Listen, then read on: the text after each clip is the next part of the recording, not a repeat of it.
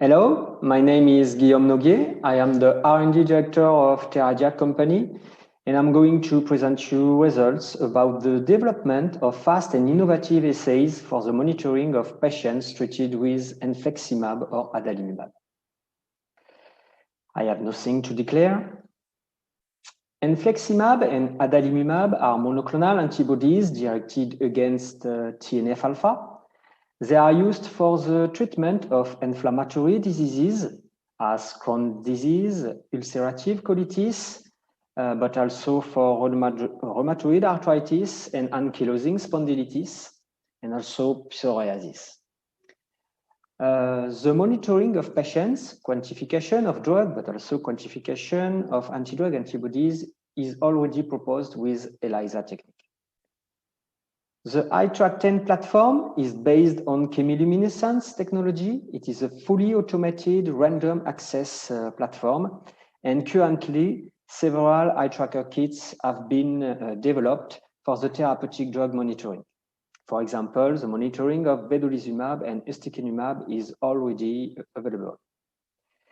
Therapeutic drug monitoring, to remember, is a clinical practice of measuring serum drug and antidrug antibodies concentrations to guide clinical decision-making. Therapeutic drug monitoring is now seen as one of the cornerstones of personalized medicine used to improve the treatment of patients treated by biologics. I'm going to present you results obtained during the final validation step of the development for the 4 iTracker kits: iTracker infliximab, iTracker adalimumab, iTracker anti-infliximab, and iTracker anti-adalimumab. So first, what about the methods used to detect and quantify infliximab and adalimumab drugs? The same method was used for both assays. We used magnetic beads coated with cytokine, TNF-alpha, and serum sample is added to the beads, and if the drug is present in the sample, it binds to the coated beads during 15 minutes at 37 degrees. After a wash steps, a specific polyclonal antibody, anti-infliximab or anti-adalimumab, conjugated to acridinium ester is added during 15 minutes at 37 degrees.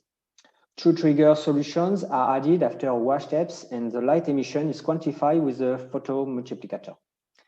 The quantity of light is proportional to the concentration of drug. For antidrug antibodies assays, the same method was used for both assays. We use a bridge for my assay. Indeed, we use magnetic beads coated with drug, infliximab or adalimumab, to capture respective antidrug antibodies.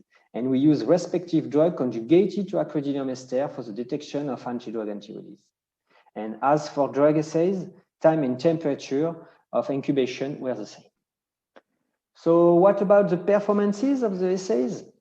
Accuracy of drug quantification was assessed in using 3 human serum samples added with different levels of drug. Percentages of recovery, which is defined as a ratio between the drugs level detected and the drugs level added to the sample, were calculated. All percentages of recovery but one for adalimumab were comprised between 80% and 110%, 120%, sorry. The mean percentages of recovery were 93% for infliximab and 96% for adalimumab. So we can say that human metrics have no impact on drug quantification. For intra-run precision assessment of drug assays, clinical samples at low, mid, and high levels were tested 10 times within a run. And as you can see on the figure, all coefficient of variations, also called CVs, were below 10%. High intra-run precision is reached for both assays. For the anti-drug antibodies assays, the same method was used. Clinical samples at low, mid, and high levels were tested 10 times within a run, and as you can see, all coefficient of variations were below 12%. Once more, high intra-run precision is reached for both assays. Now, for the inter-run precision assessment of drug assays, the clinical samples at low, mid, and high levels were tested on 6 independent runs. Highest CV was reached for adalimumab assay with 10.6%. High inherent precision is reached for both assays. And finally, for the anti-drug antibodies assay, the same method was used, and all CVs are below 5%. So high inherent precision is reached also for both assays. During the development of the assays, the lower limit of quantification, also called LLOQ, were selected as 0.3 microgram per ml for infliximab and 0.5 microgram per ml for adalimumab. The lower limit of quantification were validated in using 149 samples from untreated patients for infliximab assay and in using 161 samples for adalimumab assays. All samples were found below the respective LLOQ, whatever the assay. So we can say that both assays have high specificity at their respective LLOQ. For anti-drug antibodies assays, the LLOQ were selected at 10 nanogram ml for both assays. The lower limit of quantification was validated in using 110 samples from untreated patients for both assays. And whatever the assays, all samples were found below the respective LLOQ. So once more, we can say that both assays have high specificity at their respective LLOQ.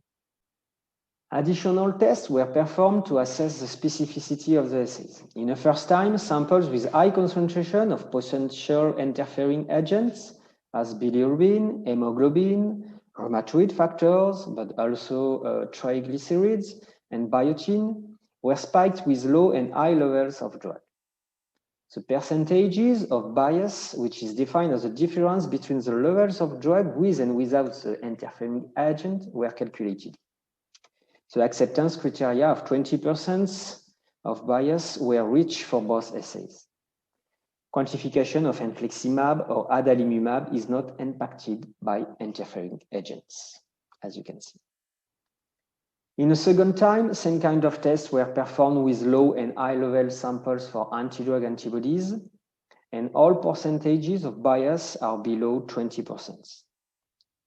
Anti-drug assays are not impacted by biologic interfering agents. Finally, we compared eye tracker assays to LISA tracker assays for infliximab assay. 41 serum samples from treated patients were tested, and we found a coefficient of determination of 0.94. For adalimumab assay, 32 serum samples were tested, and we found a coefficient of 0.97. So we can say that high correlations are found between eye tracker assay and LISA tracker assays for the drug quantification. For anti-drug antibodies, 57 serum samples from treated patients were tested with anti-infliximab assays, and we found a coefficient of Spearman of 0.94. For anti-adalimumab assays, 46 serum samples were tested, and we found a coefficient of 0.97. And as for the drug assays, high correlations are found between eye tracker assays and LISA tracker assays for anti-drug antibodies quantification. In conclusion, eye tracker kits are innovative assays which exhibit fast, accurate, and reproducible results. Excellent agreements were observed with LISA tracker assays. Eye tracker kits are valuable tools for the monitoring of patients treated with infliximab or adalimumab and allowing rapid treatment adjustment. So I would like to thank you for your attention, and don't hesitate to send questions at the following address. And for the last word, and not the least, I would like to thank all the people involved in this project. Thank you.